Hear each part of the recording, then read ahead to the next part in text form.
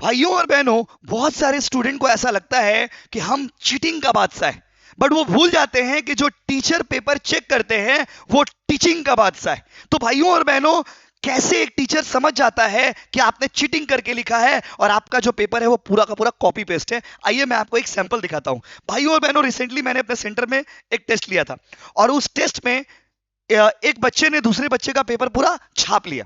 अब मैं अगर उस बच्चे को बोलूंगा तो बोले नहीं सर, हम चीटिंग नहीं की है, ऐसा नहीं हो सकता है, वो बोलेगा। बट मैं आपको बताता हूं, आप बताना कि मैं सही बोल रहा हूं या गलत बोल रहा हूं। देखिए, ये मैंने दो पैरेलल आंसर है।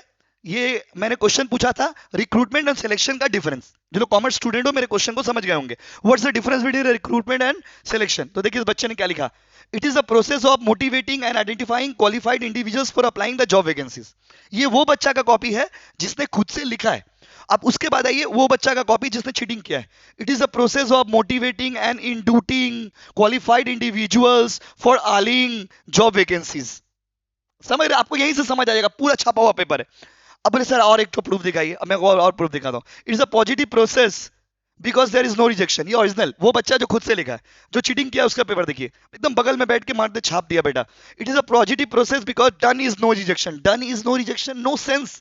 तो इस तरह से ना आप ऐसा लिखते हो ना, कॉपी करने वाले जो बच्चे होते हैं वो लोग ऐसा लिखते हैं ना कि टीचर ठीक इजीली समझ जाते हैं कि आपने चीटिंग किया। अभी और मैं आपको दिखाता हूँ, देखो। It is the process of choosing the right most suitable candidate for job from the pool of applicants. बहुत सुंदर लिखा है।